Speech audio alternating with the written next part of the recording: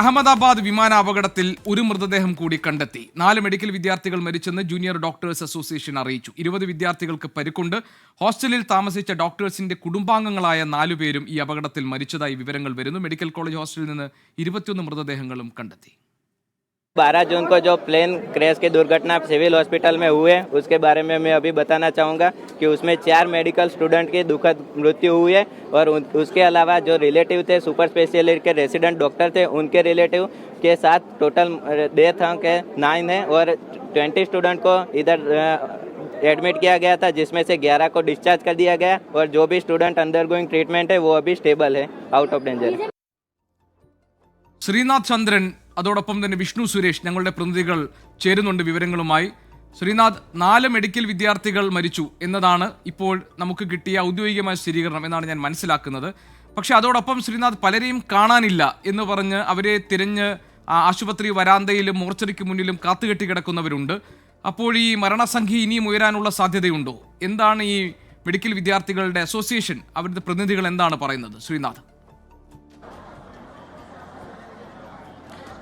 G K, മരണസംഖ്യയെക്കുറിച്ച് ഇപ്പോഴും ഔദ്യോഗികമായ ഒരു കണക്ക് അത് കുറച്ച് കുറവാണ്. നേരത്തെ അനൗദ്യോഗികമായി കിട്ടിയ വിവരങ്ങളെക്കാൾ ഔദ്യോഗിക നമ്പറുകൾ നമ്മൾ പരിശോധിക്കുന്നത് കുറവാണ്. അതിനുള്ള പ്രധാനപ്പെട്ട കാരണം ഈ മൃതദേഹങ്ങൾ തിരിച്ചറിയുന്ന മുറയ്ക്കാണ് ഈ മരണസംഖ്യയിൽ അപ്ഡേഷൻ ചെയ്യുന്നത്, അതിൽ തിരുത്തൽ വരുത്തുന്നത്. അതുകൊണ്ട് തൽക്കാലം ലഭിക്കുന്ന വിവരങ്ങൾ കുറവാണ്. അതുകൊണ്ട് ആ തരത്തിലൊരു കൺഫ്യൂഷൻ സ്വാഭാവികമായും കാണാത്ത ആളുകളെക്കുറിച്ചുള്ള അവരുടെ ബന്ധുക്കളുടെയൊക്കെ ആകുലത ഈ ആശുപത്രി പരിസരത്ത് നമുക്ക് കാണാൻ വേണ്ടി കഴിയും. ഈ എത്ര ഡോക്ടർമാർക്ക് ഈ അപകടത്തിൽ ജീവൻ നഷ്ടമായി എന്ന കാര്യത്തിലൊന്നും തന്നെ ഇന്ന് പകൽ വരെ ഒരു വ്യക്തത, കൃത്യമായൊരു ഉത്തരം ഉണ്ടായിരുന്നില്ല. ഇന്നിപ്പോൾ ഡോക്ടർമാരുടെ അസോസിയേഷനാണ്, ഈ MBBS വിദ്യാർത്ഥികളുടെ അസോസിയേഷൻ പ്രസിഡന്റാണ് ഇപ്പോൾ വന്ന് മാധ്യമങ്ങളെ കണ്ടത്.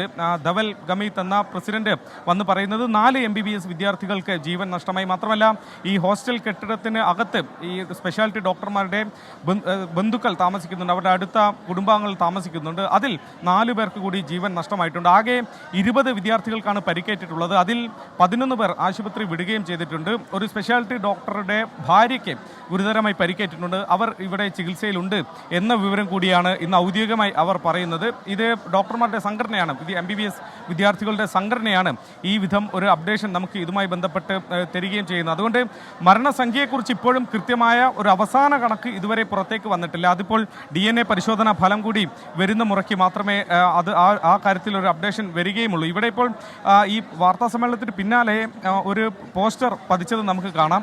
അതിൽ ഇപ്പോൾ ആശുപത്രിയിൽ ചികിത്സയിലുള്ളവരെ കുറിച്ചുള്ള എണ്ണമാണ്. പക്ഷേ അത് ഇന്നലെ രാവിലെ 5 മണിക്കുള്ള കണക്കാണ് അവരിവിടെ നൽകിയിട്ടുള്ളത്. അതിൽ സാധാരണക്കാരുണ്ട്, ആശുപത്രി ഈ ഹോസ്റ്റൽ കെട്ടിടത്തിൽ താമസിച്ച വിദ്യാർത്ഥികളുടെ വിവരങ്ങളുണ്ട്. ഒപ്പം തന്നെ അവിടുത്തെ ആ പരിസരത്തുണ്ടായിരുന്ന സാധാരണ ആളുകൾ, അവിടുത്തെ ഒരു തോട്ടക്കാരൻ, ഈ കൃഷിപ്പണി ചെയ്തിരുന്ന ഒരാൾ, അങ്ങനെ കുക്കുണ്ട്, 2 പാചകക്കാരുണ്ട്. അങ്ങനെ 26 പുരുഷന്മാരും 6 സ്ത്രീകളും അടക്കം 32 പേരുടെ ലിസ്റ്റിലാണ്, പട്ടികയാണ് ഇവിടെ പുറത്ത് ഇപ്പോൾ പതിച്ചിട്ടുള്ളത്. പക്ഷേ ഇതും ഒരു അവസാന കണക്കായി നമുക്ക് കാണാനാവില്ല. നമുക്ക് ലഭ്യമായതിൽ ഒടുവിലുള്ള കണക്ക് എന്ന് മാത്രമേ പറയാനാവൂ. കാരണം ഇന്ന് രാവിലെ പറഞ്ഞതുപോലെ തന്നെ ഈ പട്ടിക പുതുക്കുന്നുണ്ട്. ലഭ്യമായ കണക്കുകൾ എന്ന് മാത്രമേ ഇതിനെ പറയാൻ പറ്റൂ. പൂർണ്ണമായ ഔദ്യോഗികമായ വിവരങ്ങളും കണക്കുകളും വന്നുകൊണ്ടിരിക്കുന്നതേ ഉള്ളൂ. ആ പട്ടിക പുതുക്കിക്കൊണ്ടേയിരിക്കുന്നു. ഏതായാലും മരണസംഖ്യ പരമാവധി കുറഞ്ഞിരിക്കട്ടെ എന്ന് നമുക്ക് ആഗ്രഹിക്കാം. വിഷ്ണു സുരേഷ് അഹമ്മദാബാദിൽ നിന്ന് വിവരങ്ങളുമായി ചേരുന്നുണ്ട്. വിഷ്ണു, ഒരു മൃതദേഹം കൂടി കണ്ടെടുത്തിട്ടുണ്ട്. ആരുടേതാണെന്ന് തിരിച്ചറിഞ്ഞിട്ടുണ്ടോ? കൂടുതൽ ആളുകളെ അവിടെ കുടുങ്ങിക്കിടക്കാനും ഒക്കെയുള്ള സാഹചര്യം എത്രത്തോളം ഉണ്ട്? കാരണം പലരെയും കാണാനില്ല എന്ന വേദനയിൽ ബന്ധുക്കൾ അവിടെയുണ്ടല്ലോ.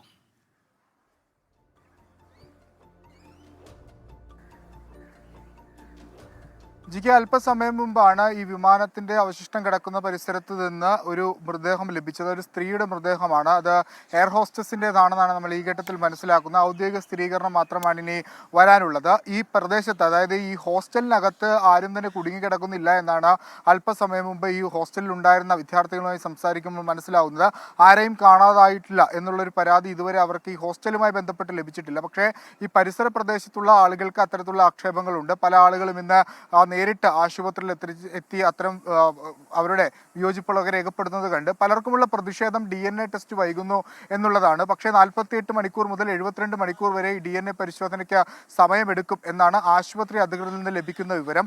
ഈ അപകട സ്ഥലത്ത് ഇപ്പോഴും NDRFന്റെ പരിശോധനകൾ, ഈ സാധനങ്ങൾ മാറ്റുന്നതുമായി ബന്ധപ്പെട്ടുള്ള നടപടികളൊക്കെ പുരോഗമിക്കുകയാണ്. അല്പസമയം മുമ്പ് ലഭിച്ച വിവരം അനുസരിച്ച് ഈ അവശിഷ്ടം, അതായത് ഇപ്പോഴും ഈ വിമാനത്തിന്റെ ഒരു ഭാഗം അവിടുത്തെ ഈ മെസ്സിനകത്ത് ഇപ്പോഴും കിടക്കുകയാണ്, മറ്റൊരു ഭാഗം അത് പുറത്തേക്ക് തെറിച്ച് നിലത്ത് വീണ് കിടക്കുകയാണ്. ഈ രണ്ട് ഭാഗങ്ങളും മാറ്റാനുള്ള ഒരു സാധ്യത നിലവിലുണ്ട്. മറ്റൊരു അപ്ഡേഷൻ ഇതുമായി ബന്ധപ്പെട്ടുള്ളത് ഇന്ന് വൈകിട്ട് ഒരുപക്ഷെ കോൺഗ്രസ് അധ്യക്ഷൻ മല്ലികാർജ്ജുൻ ഖർഗെ ഈ അപകട സ്ഥലവും ആശുപത്രിയും സന്ദർശിക്കുമെന്നുള്ള വിവരമാണ്. അഹോരാത്രമുള്ള ഒരു പ്രവർത്തനമാണ് രക്ഷാപ്രവർത്തനത്തിന്റെ ഭാഗമായി ഗുജറാത്ത് സംസ്ഥാന സർക്കാരും ആരോഗ്യ പ്രവർത്തനവും ഒക്കെ നടത്തുന്നത്. അങ്ങിങ്ങായി ചില പരാതികളൊക്കെ ഉയരുകയും ചെയ്യുന്നുണ്ട്. GK.